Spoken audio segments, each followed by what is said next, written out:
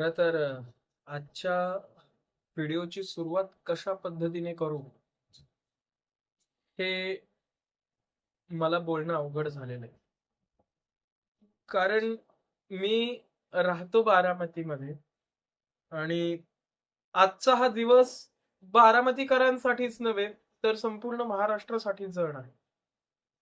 आणि बारामतीकर म्हणून मला जी आज वेदना पोहोचलेली आहे ती वेदना या शब्दात सुद्धा व्यक्त करणं खूप अवघड आहे असं मला मोठ्या प्रमाणावरती वाटतं. आणि अवघडच आहे. एखादी व्यक्ती जेव्हा काळाच्या पडद्याआड जाते, त्यावेळेला आपल्याला खूप वाईट वाटतं आणि आपल्याला खूप दुःख होतं. पण ती जर व्यक्ती घरातलीच असेल तर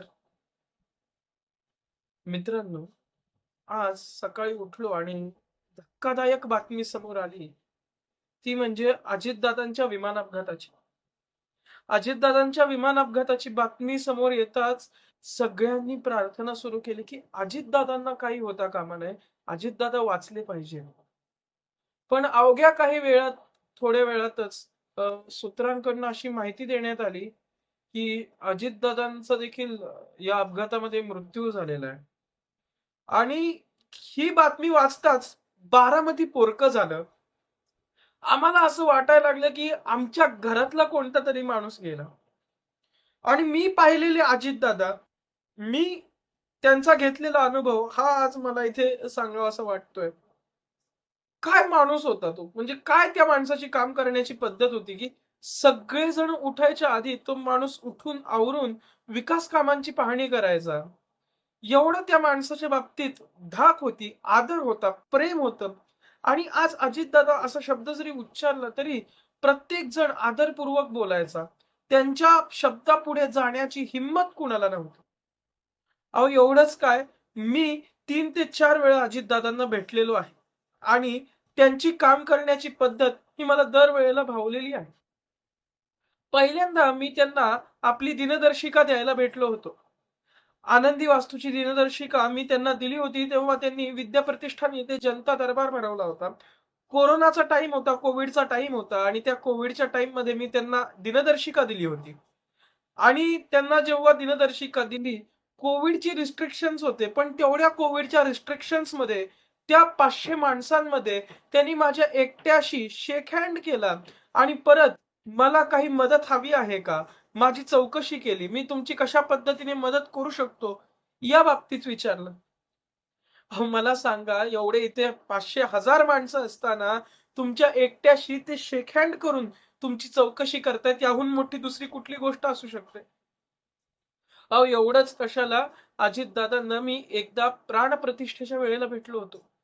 आपल्या घराच्या मागे मंदिर होतं आणि त्या मंदिराचे प्राणप्रतिष्ठेचे नियोजन हे माझ्याकडे होते आणि माझ्याकडे असताना मंदिरासाठी प्राणप्रतिष्ठेसाठी अजितदादा पवार हे त्या ठिकाणी आलेले होते.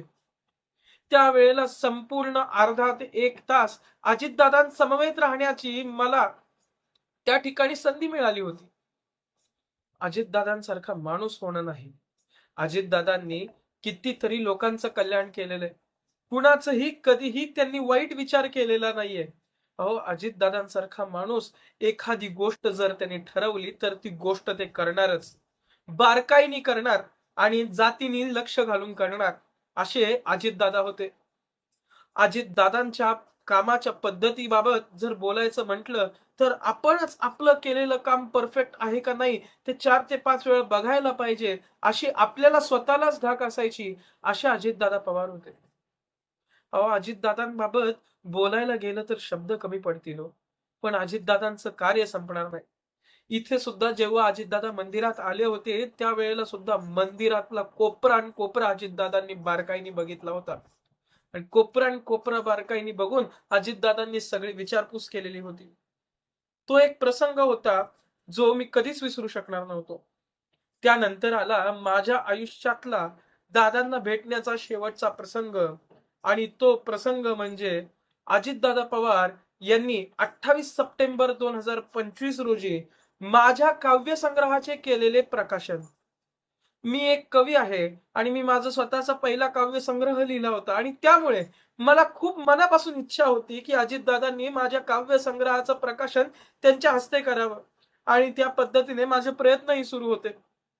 रविवारचा दिवस होता. रविवारचा दिवस असताना सकाळी 7 वाजता मला सहयोग भवनवरनं फोन येतो, की तुम्ही तुमचा काव्यसंग्रह घेऊन तातडीने सहयोग भवनवरती पोहोचा. अजितदादा तुमच्या काव्यसंग्रहाचं प्रकाशन करणार आहेत. मी अक्षरशः झोपलेलो होतो आणि त्या अवस्थेत मी पुढील 15 ते 20 मिनिटात तयार होऊन तातडीने सहयोग भवनवरती गेलो. सहयोग भवनवरती गेल्या मला तिथे अजितदादा भेटले. अजितदादांनी माझ्या काव्यसंग्रहाचं प्रकाशन केलं. माझ्या काव्यसंग्रहाचं प्रकाशन करून त्यांनी मला पुढे विचारलं, की "तू काय करतो? तू कितवीत आहे? तू काय शिकतो?" आणि असंच लिहित राहा, असंच साहित्य वाढवत राहा, या शुभेच्छा त्यांनी दिल्या. बरं त्यांनी फक्त मलाच शुभेच्छा नाही दिल्या, माझ्यासोबत माझे वडील होते. माझ्या वडिलांना देखील त्यांनी बोलावलं आणि त्यांनी बोलावून सांगितलं, की "तुमचा मुलगा खूप प्रतिभावान आहे. तुमचा मुलगा खूप कर्तृत्ववान आहे. त्या मुलाने खूप चांगलं काम केलेलं आहे. तुम्हाला जर आणखीन काही मदत लागली, तर ती मदत तुम्ही मला नक्की सांगू शकता." अहो मित्रांनो, हे असे होते आमचे अजितदादा आणि तो होता माझा आणि त्यांचा भेटीचा शेवटचा प्रसंग. अविस्मरणीय अलौकिक क्षण होता हो. म्हणजे काय बोलावं? तेवढ्या धावपळीमध्ये तिथे असलेल्या लोकांमध्ये सुद्धा त्यांनी छोट्यातल्या छोट्या माणसापासून मोठ्यातल्या मोठ्या माणसाची दखल घेणं, ही सुद्धा काही साधी गोष्ट नाहीये. आज अजितदादांबाबत बोलताना मन खूप जड झालंय. आज आज काय बोलावं ते मला समजेना झालंय. कारण जेव्हापासून ही बातमी ऐकली आहे ना, म्हणजे तहान मेली भूक मेली आणि घरातला कुणीतरी गेल्यासारखी जी जाणीव आहे ना, ती सतत होतीये आणि ही पोकळी भरून निघणं अवघड आहे.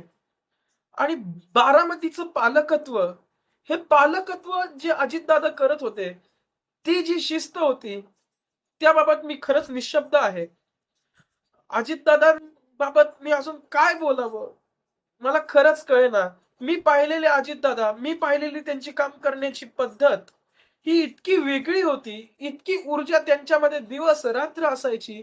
अहो, एकदा तर संध्याकाळी 7:30 वाजता एका बारामतीच्या इथे जवळच हॉटेल आहे, सिटी इन हॉटेल. तिथे त्यांची सभा होती. त्यांना तिथून पुढे पिंपरी चिंचवडला जायचं होतं. तिथून पुढे पिंपरी चिंचवडला जायचं होतं. ते असून सुद्धा त्या माणसाने तिथे असलेला सभा झाल्यानंतर तिथे असलेल्या लोकांची दाद घेतली. तिथे असलेल्या लोकांच्या अडचणी विचारल्या. त्या सभेला सुद्धा मी होतो. काय त्या माणसाचं कर्तृत्व, काय तो माणूस आणि काय त्या माणसाने दाखवलेला दिलदारपणा.